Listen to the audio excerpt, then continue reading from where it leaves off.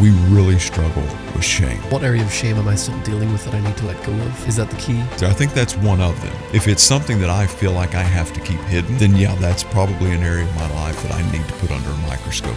The very first effect of sin that we see in Genesis is shame. I think that's one of the biggest battles that we fight is...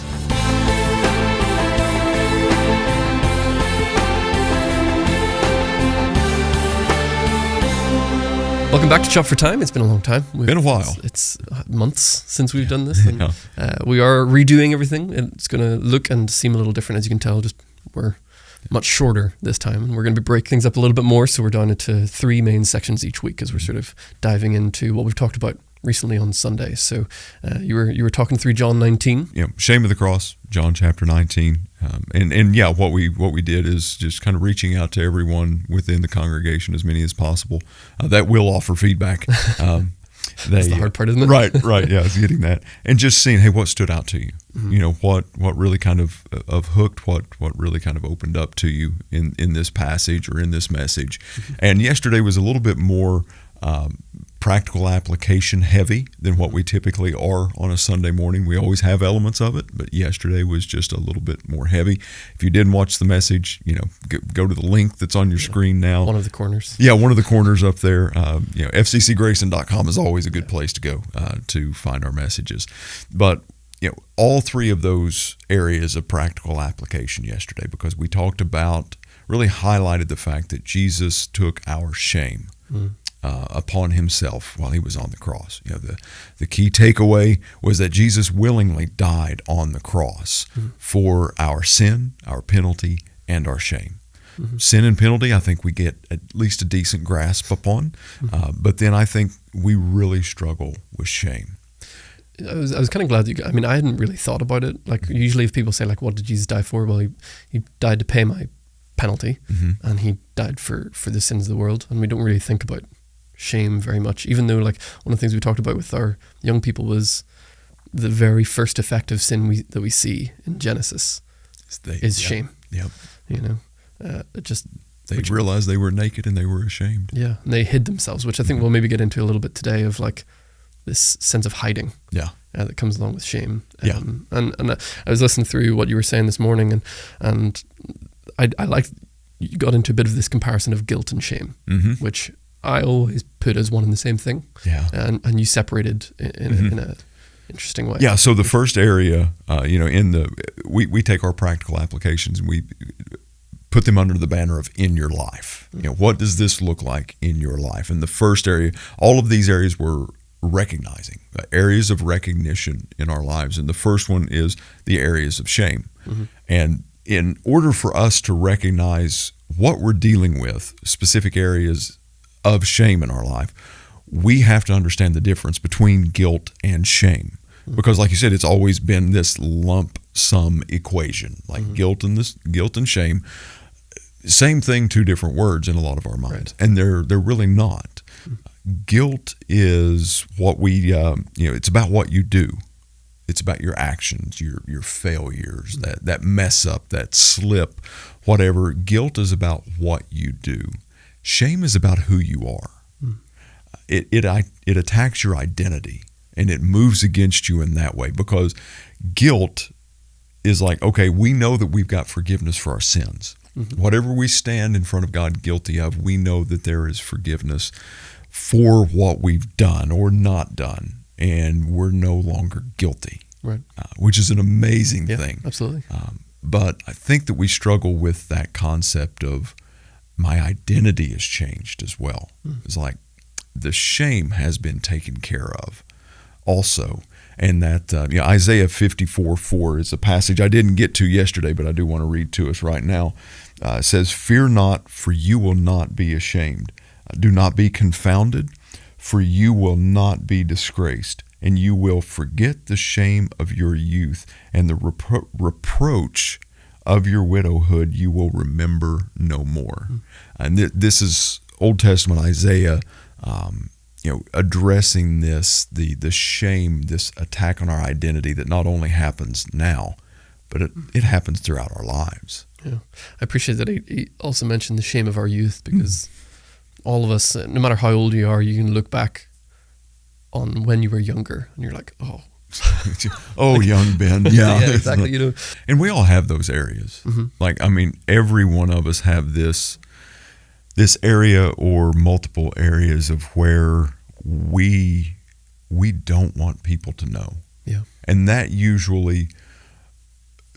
helps us kind of get deeper into that root system of shame. Because when it becomes things that we purposefully keep hidden for the long run, that's when we start worrying about our identity and becoming ashamed of who we are. And we'll detail that just a little bit, in a later episode this week of those specific areas that some of us struggle with. But I think it's important for us to understand that every single person, you're not alone in the fact that you're dealing with shame. Yeah.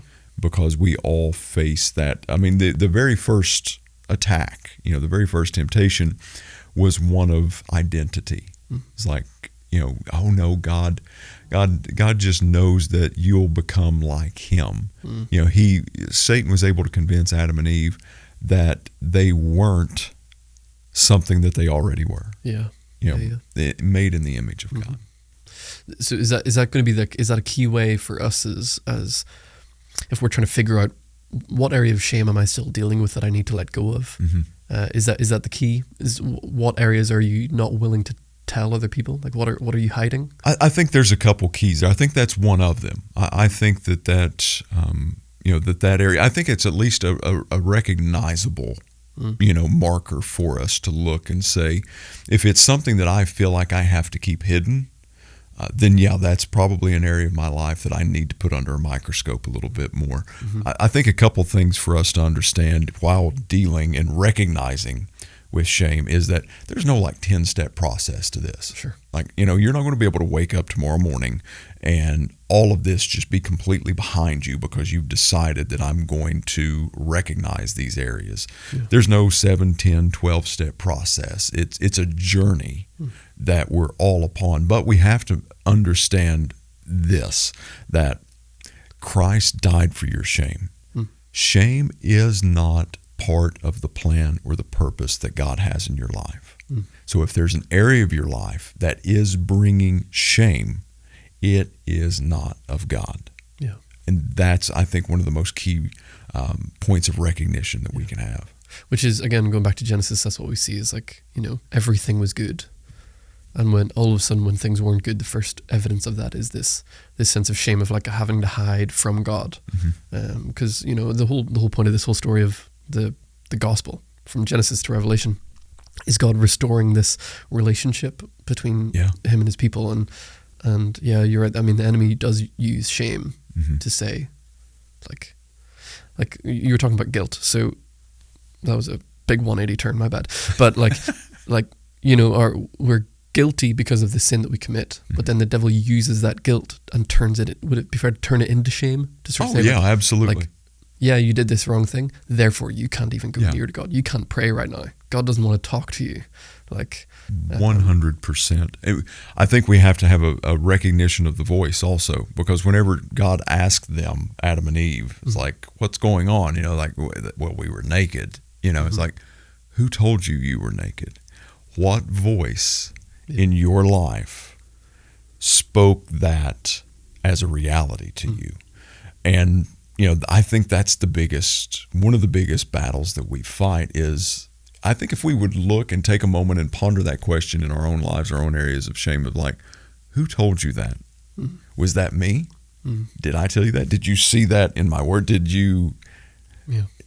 And I think if we recognize not only the areas, but if we recognize voices not being of God, that helps to point out that those areas as well.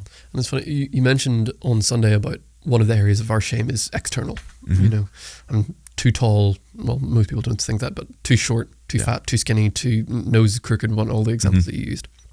And one of the things that I find quite comforting is, we were looking through Isaiah 53 a little while ago, and it says that Jesus had no appearance of renown. He was just a guy. Yeah. Nothing magnificent about his appearance. Yet he's the one that we worship. God doesn't weigh God doesn't look at the outside. Yeah. You know, he looks at the heart. And like you said, like the voices of saying, well, you look this way, or you are this because of the way that you look, that's all voices from somewhere else that isn't anything to do with God. Yeah. You know, because that's not his focus.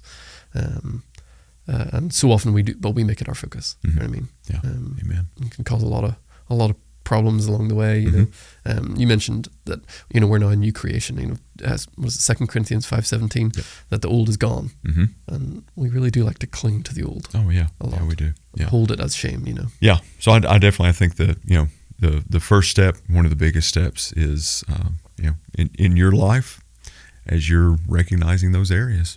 Well, we want to hear what your thoughts are. So do drop down to the comments. Tell us what your thoughts are on this topic, and get into some conversation down there. And while you're down there, may as well hit the like and subscribe button, as that helps let more people hear and see this message. Because shame, again, is not part of God's plan, and I think a lot of people need to hear that. So, we'll see you again throughout the week.